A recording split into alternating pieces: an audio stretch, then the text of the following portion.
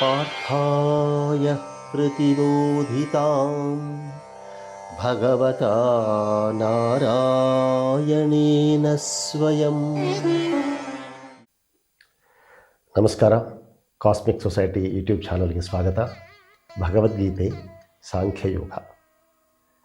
ನೈನಂ ಛಿಂದಂತಿ ಶಸ್ತ್ರಾಣಿ ನೈನಂ ದಹತಿ ಪಾವಕಃ ನ ಚೈನಂ ಕ್ಲೇದಯಂತ್ಯಾಪೋ ನ ಶೋಷಯತಿ ಮಾರುತಃ. ಆಯುಧಗಳು ಆತ್ಮವನ್ನು ಭೇದಿಸಲು ಸಾಧ್ಯವಿಲ್ಲ. ಬೆಂಕಿಯು ಆತ್ಮವನ್ನು ಸುಡಲು ಸಾಧ್ಯವಿಲ್ಲ. ನೀರು ಆತ್ಮವನ್ನು ಒದ್ದೆ ಮಾಡಲು ತೇವೆ ಮಾಡಲು ಸಾಧ್ಯವಿಲ್ಲ. ಗಾಳಿಯು ಆತ್ಮವನ್ನು ಹರಿದಾಡುವುದು ಸಾಧ್ಯವಿಲ್ಲ. ಆತ್ಮ ನಾಶನವಾಗದು. ಆತ್ಮವು ಸ್ಥಿರ, ಶಾಶ್ವತ. ಆತ್ಮವತ್ ಸರ್ವಭೂತಾನಿ. ಆತ್ಮವು ಸರ್ವಭೂತಗಳಲ್ಲೂ ಇದೆ. ಸರ್ವಭೂತಗಳಲ್ಲೂ ಇದ್ದಾಗ ಮನುಷ್ಯನಲ್ಲೂ ಇದೆ. ಮನುಷ್ಯ 3 ಸ್ತರಗಳಲ್ಲಿದ್ದಾನೆ: ಶಾರೀರಿಕ, ಮಾನಸಿಕ, ಆಧ್ಯಾತ್ಮಿಕ.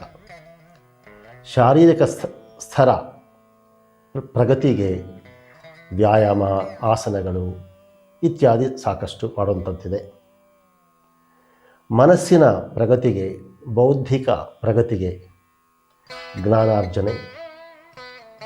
ಆಧ್ಯಾತ್ಮಿಕ ಪ್ರಗತಿಗೆ ಆತ್ಮ ಸಾಕ್ಷಾತ್ಕಾರ. ಬೌದ್ಧಿಕ ಪ್ರಗತಿ ಬಹಳಷ್ಟು ಹೆಚ್ಚಾದಾಗಲೂ ಅದಕ್ಕೆ ಒಂದು ಪರಿಧಿ, ಒಂದು ಬೌಂಡರಿ, ಒಂದು ಸರ್ಕಲ್ ಇರುತ್ತೆ. ಅದನ್ನು ಮೀರಿ ಇನ್ನೂ ಬಹಳಷ್ಟು ಹೋಗಲ್ಲ. ಯಾಕೆಂದರೆ ನಾವು ಎಷ್ಟು ಪುಸ್ತಕಗಳಾಗ್ಬೋದು, ಎಷ್ಟು ವಿಷಯಗಳನ್ನಾಗ್ಬೋದು ನಾವು ಚರ್ಚೆ ಮಾಡ್ತಾ, ಕೇಳ್ತಾ, ಓದ್ತಾ ಅದಕ್ಕೆ ಒಂದಷ್ಟು ಪರಿಧಿ, ಒಂದು ಲಿಮಿಟ್ ಸೃಷ್ಟಿಯಾಗುತ್ತೆ.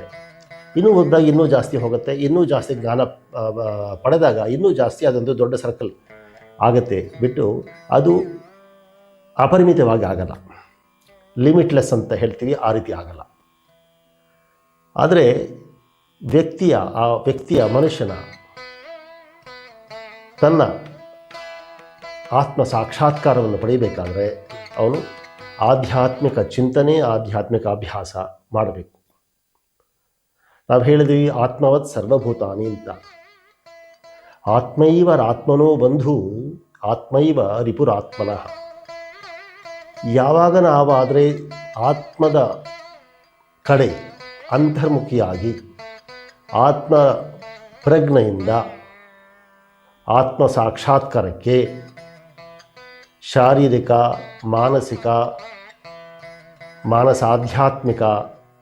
ಆಧ್ಯಾತ್ಮಿಕ ಅಭ್ಯಾಸವನ್ನು ಧ್ಯಾನದ ಮೂಲಕ ಭಕ್ತಿಯಾಗಿ ಮಾಡಿದಾಗ ನಾವು ಆತ್ಮ ಸಾಕ್ಷಾತ್ಕಾರ ಅಂದರೆ, ಆತ್ಮ ಅಂದರೆ ಏನು?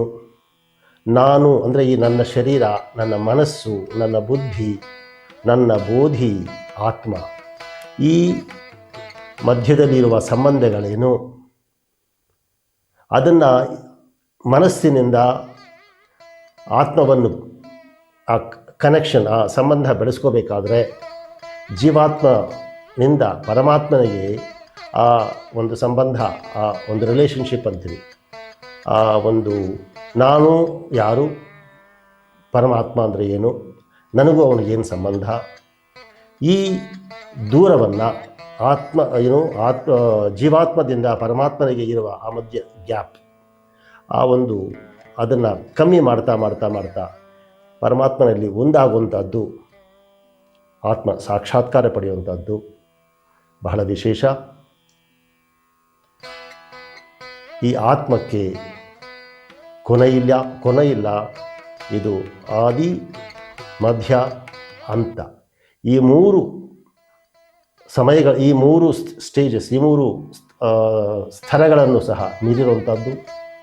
ಆತ್ಮ ಗುಣಗಳ ಮೇಲೆ ಬಂಧನ ಆಗಿಲ್ಲ, ಆತ್ಮ ಬಂಧ ವಿಮುಕ್ತನಾಗಬೇಕು ಅಂತ ಹೇಳಿದ್ರೆ ಅದು ಸಮಯ, ವ್ಯಕ್ತಿ ಮತ್ತು ಸ್ಥಳ ಈ ಮೂರನ್ನು ಮೀರಿರುವಂಥದ್ದು.